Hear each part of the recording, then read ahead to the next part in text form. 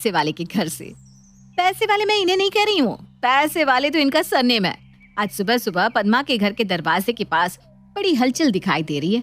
चलिए देखते हैं माजरा क्या है। मुझे छोड़कर मत जाइए मम्मी जी, मैं अकेले कैसे रहूंगी जेठानी जी के साथ? आप तो उनका नेचर जानती है ना। मेरा नेचर जानती है इससे क्या मतलब है तुम्हारा शीला? इस घर के सारे कामों को जिम्मेदारी के साथ किया है मैंने, कभी कोई काम चोरी नहीं की। शीला ठीक कह रही है मम्मी, रुक जाओ ना, क्यों जाना है तुम्हें कहीं पर? मुझे अकेले इसके साथ छोड़कर मत जाओ। मैं अगर नहीं गई ना बेटा तो तेरे मामा मामी का रिश्ता टूट जाएगा। उनका रिश्ता बड़े नाजुक मोड़ से गुजर रहा है, उस रिश्ते को बचाने के लिए मुझे जाना पड़ेगा। तू अपना ध्यान रखना। हाँ, और विद्या बहू तू जरा अपना हाथ ढीला छोड़ने की कोशिश करना। हम पैसे वालों का जो सरनेम है ना, उसे ना पैसे वाले मत कर देना, बस इतना ही कहूंगी। और ये कहकर अपना बैग उठाए पद्मा आगे चल देती है और उसे जाता देख उसके परिवार वाले फूट फूट कर रोने लगते हैं। मैं जा रहा हूँ दुकान। ये कहकर विनोद विद्या के सामने से आगे बढ़ रहा था कि उसका पैर गलती से विद्या के पैर पर पड़ जाता है और विद्या की हवाई चप्पल टूट जाती है। पैर अड़ जाने से विनोद भी फिसल कर गिर जाता है, पर विनोद को ना उठाते हुए विद्या कहती है, कर दिया ना कल्याण, पूरे 3 साल से ये चप्पल पहन रही थी मैं, आज तक इसमें एक खरोच नहीं आने दी मैंने। पता है कितनी मुश्किल से मैंने इसे फेरी वाले से 50 रुपए में लिया था। अब मिलने वाला है क्या ये चप्पल 50 में? कम से कम 70 तो लगी जाएंगे। अरे विद्या मैं गिर गया हूँ, मुझे उठाने के बजाय तुम चप्पल को देख रही हो। तो आप ही के कारण तो ये चप्पल टूटी है ना। देखिए इसका फीता निकल गया, 50 का चप्पल है, अब इसे बनवाओ, बनवाने में 10 रुपए बेकार में लग जाएंगे। सुबह सुबह नुकसान करना है बस आपको। चल छोटी तू सुई धागा निकाल कर मुझे दे, मैं इसे सी लेती हूँ। सुई धागे से कभी चप्पल सिला जाता है क्या जेठानी जी? आप गिर जाओगे। मैं गिर जाऊंगी? तू ना अभी सच में बच्ची है, जब तक माँ जी घर पर नहीं आती मैं तुझे ट्रेन कर दूंगी, चिंता मत कर, चल अंदर। अब तो आपको अंदाजा लग ही गया होगा कि पद्मा के अपने घर से बाहर जाने से उसकी परिवार वाले रो क्यों रहे थे और विद्या क्यों नहीं रो रही थी। अंदर जाकर शीला खाने की तैयारी करने लगती है और उसे किचन में देखते ही विद्या फौरन अंदर भागती है। ये इतनी सारी सब्जियां क्यों काट रही है तू? अरे शिमला मिर्ची क्यों ले ली? रख रख नीचे, 200 रुपए किलो है शिमला, और 1 किलो में मुश्किल से 5 शिमला चढ़ता है। वो भी विनीत न जाने क्यों 1 पाव शिमला ले आया था। 20 दिन से वही शिमला चला रही हूँ मैं, तू तो एक बार में खत्म कर देती। मैंने इन्हें बोला था शिमला लाने को जेठानी जी, पर आप तो हमें सब्जी सूंघने तक नहीं देती। अरे तू क्यों करना है बेकार में खर्च, पैसे बचा कर रख, भविष्य में काम आएगा। और तू चूल्हा छोड़, खाना मैं बनाती हूँ, तू रसोई में रहेगी तो एक ही दिन में सारे राशन का स्वाहा कर देगी। इसमें भी आपको कंजूसी करनी है जेठानी जी, अब आदमी खाएगा भी नहीं क्या? अच्छा छोड़िए, मैं कब चाय तो बना लूँ अपने लिए, सवेरे सवेरे इतनी बहस से माथे में दर्द होना शुरू हो गया है।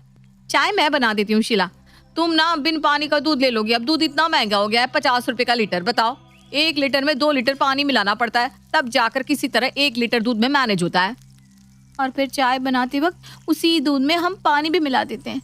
हे भगवान, मैं अभी जाकर डेयरी वाले से 1 लीटर दूध का पैकेट लाकर आपको दे देती हूँ जेठानी जी, फिर तो मुझे चाय पीने देंगे ना आप। ज्यादा पैसा हो गया क्या तेरे पास है? कोई जरूरत नहीं कहीं जाने की, जा बाहर जाकर बैठ, मैं चाय लेकर आती हूँ। और वैसे भी दूध की चाय ना लीवर खराब करती है, बिना दूध की चाय पी अच्छा रहेगा। विद्या की कंजूसी की आदत से सभी परेशान थे, पर जब तक पद्मा घर पर थी बाकी लोग बचे हुए थे। पर पद्मा के जाते ही सब पर जैसे पहाड़ टूट पड़ा। बचत की देवी ने तो बचत की हद ही पार कर दी। अगले दिन पैसे वाले की पूरी फैमिली पड़ोसन शैलजा के घर एनिवर्सरी पार्टी पर जाती है। चलो अभी तो खाने को मिलेगा। क्या क्या गुसुर पुसुर कर रहा है तू? सुन लो, जिसे जो खाना है आराम से यहाँ खा लो, मुझे कोई दिक्कत नहीं है। और आज ज्यादा बड़ा बनकर तुझे शैलजा आंटी को लिफाफा देने की कोई जरूरत नहीं है, मैं उनके लिए लिफाफा लेकर आई हूँ, समझा विनीत? अपनी भूखमरी दिखाते हुए कहीं तुम खाली लिफाफा तो लेकर नहीं आ गए ना विद्या? ज्यादा ना चपर चपर मत कीजिए, आपको विश्वास नहीं होता ना। चलो सब मेरे साथ एक साथ स्टेज पर जाकर विमला आंटी को लिफाफा देते हैं। इतने बड़े नोट दे रही हूँ कि लोग सालों तक कहेंगे कि पैसे वालों ने किसी को इतना देते हुए सोचा भी नहीं। और पैसे वाले की पूरी फैमिली स्टेज पर चढ़ जाती है। लीजिए आंटी जी, ये आपकी एनिवर्सरी का तोहफा, पूरे 150 रुपये, ध्यान से रखिए। पहले मैंने सोचा 101 दे दूं, फिर लगा कि नहीं आप लोग तो अपने हैं, आप लोगों के साथ ऐसा मैं कैसे कर सकती हूँ। फिर मैं बैंक गई और 50 रुपये का ताज़ा नोट निकाल कर लेकर आई और मिलाकर साथ में इस लिफाफे में रख दिया। अब आप ये मत सोचिए कि 1 रुपये का सिक्का कहाँ है, क्योंकि वो तो इस लिफाफे को खरीदने में लग गया ना। और खुद की इंसल्ट करने के लिए तुम ये खुद ही बता रही हो। वाह बेटा, 150 रुपये में 4 लोग खाने आ गए। चलो बढ़िया है, जाओ जाओ आराम से खाओ, आज तो तुम्हारे घर में खाना बनेगा भी नहीं, है ना? ये सुनते ही वहां खड़े सभी मेहमान जोर जोर से हंसने लगते हैं और पूरे परिवार का मजाक बन जाता है। अगली सुबह दरवाजे पर दस्तक होती है। लगता है मम्मी जी आ गई। मम्मी जी कहाँ थी आप? ये कहते हुए भागकर जैसे ही शीला दरवाजा खोलती है तो सामने देखती है कि सामने उसकी सास नहीं पर उसके मामा ससुर खड़े हैं। मामा जी आप?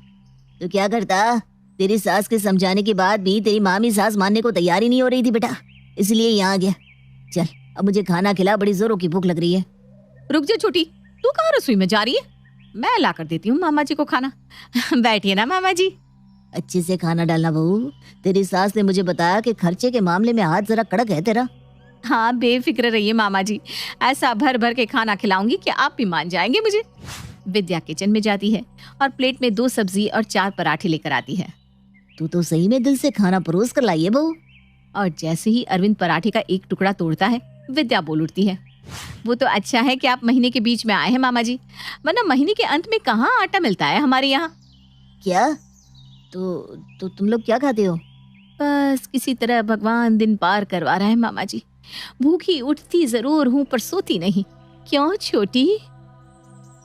इसके पहले कि आपके सामने से ये थाली चली जाए, आप खाना खा लीजिए मामा जी। पराठे के उस टुकड़े को जैसे ही अरविंद आलू टमाटर की सब्जी में डुबोता है कि फिर विद्या बोल पड़ती है, ये लाए थे कल 1 पाव टमाटर। बात इज्जत की थी तो मैंने बिना कुछ सोचे बना दी टमाटर की सब्जी।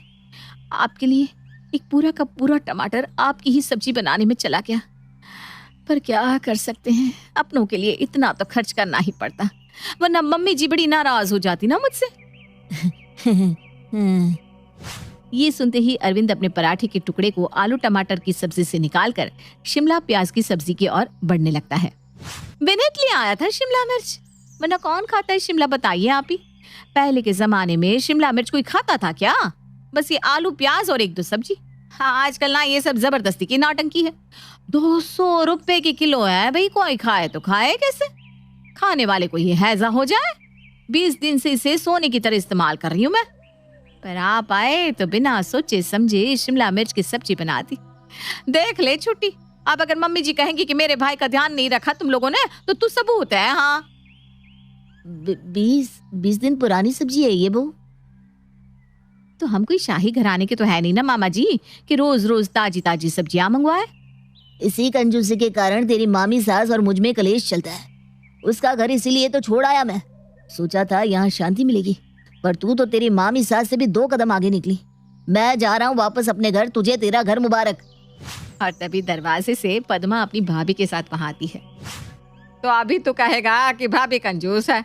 अब जब मेरा बेटा ऐसी बहू के साथ रिश्ता निभा सकता है तो मेरी भाभी में क्या कमी है? कोई कमी नहीं है दीदी, मुझे माफ कर दे मेरी अर्धांगिनी। वैसे तू ऐसा क्या करती है विद्या जो ये तुझसे घबरा गए? चलिए ना मामी अंदर चलिए, मैं आपको बताती हूँ। दीदी अभी देखो ना, ये नाइटी मुझ पर जज नहीं रही। कल जब तुम ऑफिस से घर आओगे ना तो मेरे लिए दूसरी नाइटी ले आना प्लीज। पर यार इस नाइटी को अभी तुमने 2 दिन भी नहीं पहना है। कल रात को ही तो मैं तुम्हारे लिए ये नाइटी लेकर आया था। और वैसे भी इस नाइटी में खराबी क्या है, अच्छी लग रही हो तुम। पहले तो बिना बोले तुम मेरे लिए सब कुछ ले आते थे, अब क्या हुआ? शादी के बाद सारा प्यार खत्म हो गया? देखो अभी मैंने कह दिया ना कि मैं ये नाइटी दोबारा नहीं पहनूंगी, मतलब नहीं पहनूंगी। मुझे नई नाइटी चाहिए और कल की कल चाहिए। ये कहकर रिया तो हमारी सो जाती है। रिया और अभी की लव मैरिज थी। अभी अपने माँ बाप का इकलौता बेटा था, इसलिए उसके माँ बाप भी उसकी खुशी में खुश थे। परंतु शादी के बाद मानो जैसे अभी की जिंदगी पूरी तरह से बदल गई थी। रिया की बढ़ती डिमांड से धीरे धीरे अभी की माँ शकुंतला और पिता संतोष दोनों परेशान हो रहे थे, और अब तो कहीं ना कहीं अभी भी परेशान हो रहा था। ऐसे ही अगली सुबह, ये क्या आज भी नाश्ते में चाय पराठे? माँ जी मैंने आपको कहा था ना कि आप टोस्टर ले आओ।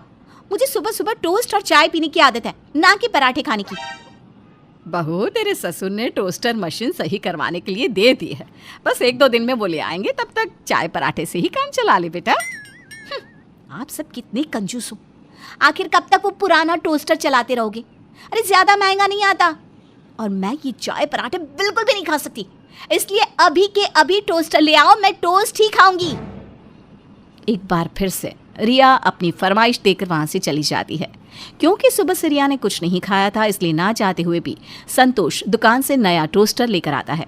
और शकुंतला अपनी बहू को टोस्ट बना कर देती है। पूरा दिन इसी तरह से बीत जाता है, पर रिया अपने कमरे से बाहर नहीं निकलती। दोपहर को अपनी अलमारी भर के कपड़े लाकर अपनी सास को देती है और कहती है, माँ जी, आपको नहीं पता, पर मेरे घर पर मशीन थी तो हम कपड़े उसी में धोया करते थे।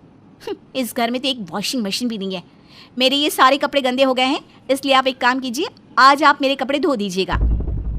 बहू, मैं इतने सारे कपड़े अकेले कैसे धोऊंगी? चल आजा, तू भी मेरी मदद करवा दे। माँ जी, लगता है आपने सही में सुना नहीं। मैं कपड़े हाथ से नहीं धो सकती।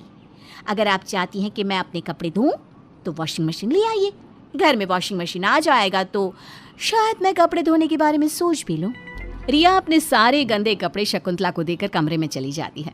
अब कुछ दिन यूं ही बीत जाते हैं। रिया की डिमांड तो बढ़ती ही जाती है। ऐसे ही एक दिन काफ़ी ज़्यादा गर्मी होती है और रिया अपने लिए शॉपिंग करके घर आती है, पसीने से तरबतर। जब वो घर में आती है तो उसे और भी ज़्यादा गर्मी लग रही होती है। इतनी गर्मी रिया से बर्दाश्त नहीं होती और वो तेज़ आवाज़ में कहती है, उफ़ो, लगता है आज मैं मर ही जाऊंगी। कितनी गर्मी हो रही है। बेकार ही मैंने इस गरीब इंसान से शादी कर ली। इसके घर में तो एक एसी तक नहीं है।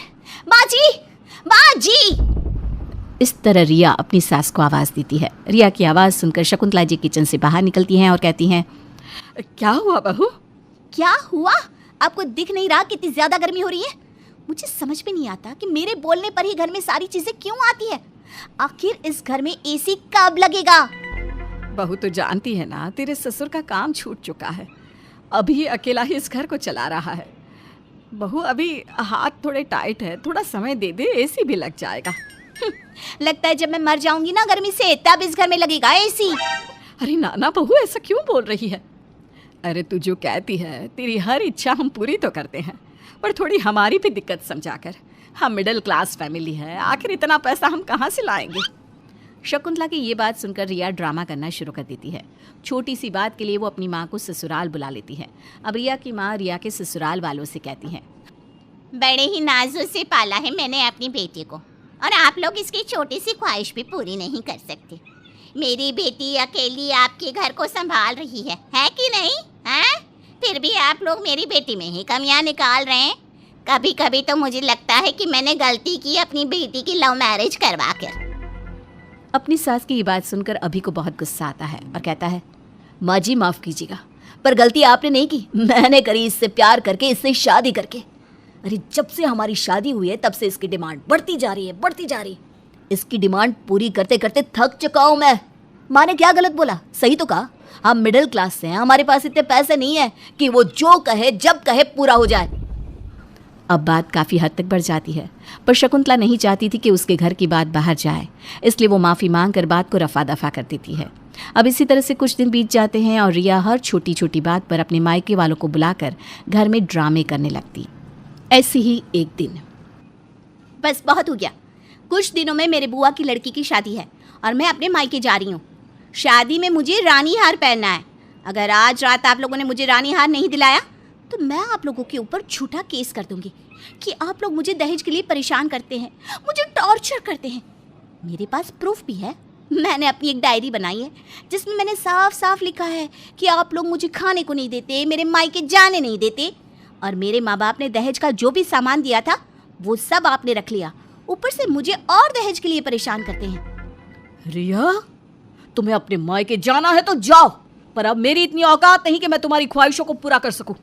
रही बात झूठे केस की, तो तुम शौक से मुझे दहेज के झूठे केस में अंदर करवा सकती हो, क्योंकि जब तहकीकात होगी ना तो तुम ही फंसोगी, क्योंकि मैं और मेरी माँ निर्दोष है। अभी बेटा तू क्या कह रहा है? अगर बहू ने गुस्से में आकर सच में केस कर दिया तो तेरी जिंदगी बर्बाद हो जाएगी। देख, बहू के मायके वाले समझदार हैं, हमें उन्हें यहाँ बुलाकर शांति से बैठकर बात करनी